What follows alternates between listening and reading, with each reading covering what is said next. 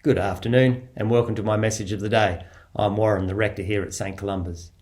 Western science has been incredibly successful in helping us understand the natural world, and then through science to bring technologies to bear on our lives.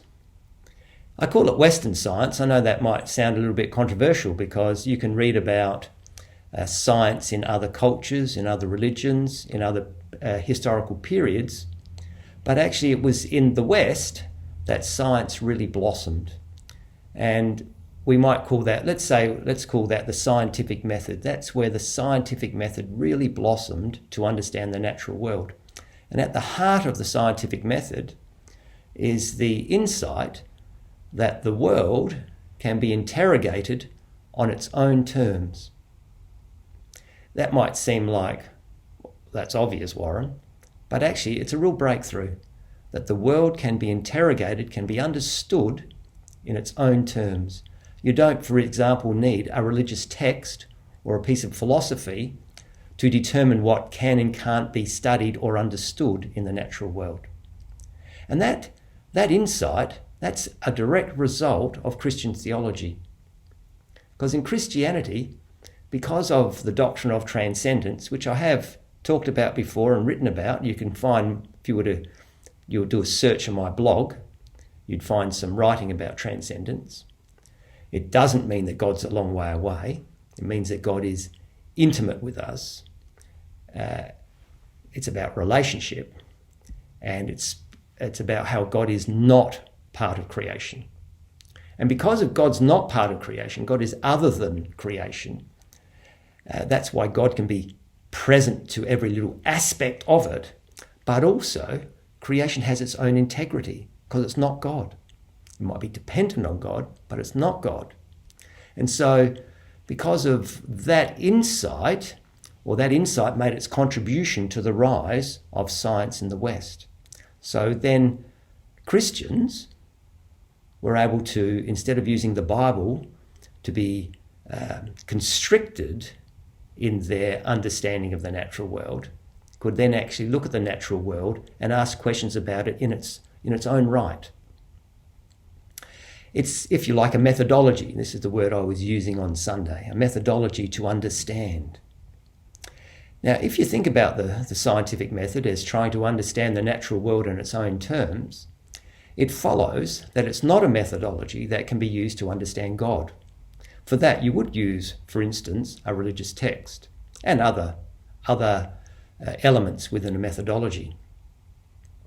There are those who would say, actually, if you can't explore an alleged reality with the scientific method, therefore it does not exist. Or if it does exist, it doesn't matter. And that would be one of the arguments of many atheists, that if it can't be, if you like, use a metaphor, stuck in a test tube, then it's not worth knowing about, even if it does exist. But that does not necessarily follow from the scientific method itself, because the scientific method is about the natural world. You must make a philosophical or religious decision that if I can't stick it in a test tube, it does not matter. That's a philosophical decision. You've made that decision, and it's not necessary because of the scientific method. That's why have always been Christians who are scientists. They understand that by interrogating the world on its own terms, using the scientific method to understand the world, does in no way deny God, nor a religious methodology to understand the world in terms of meaning and purpose, for instance. Different methodologies. Whatever the reality is that you're trying to explore, you have to have a methodology that fits it. Clearly, the scientific method does not fit exploring God. So what methodology would you use? Well, that's what Christianity is about. It is a method, a way of exploring God and God's relationship to us, and to come to understand the reality of God in our lives in God's terms, not by us having it determined by some other methodology. So, for instance, Scripture. attendance at church, sacraments, praying, fellowship. These are parts of them, and there's more to it than that. We can talk about each of those elements, for instance. So much has been said of these things. That's part of what the tradition is. It's other people's experience of using this methodology, or methodologies, I should say, I suppose, to come to understand God. And that's why it's so rich. It's built up over time. You don't have to make it up as you go along. You don't have to try and think of a methodology yourself. Wonder what I would use. How would I think about God? People have done this before, and we can tread in their footsteps. Doesn't mean that it's all determined and all the answers are there. It's not that simple. It's not a methodology like science. It's a different methodology because it's a different subject of inquiry. It's about God.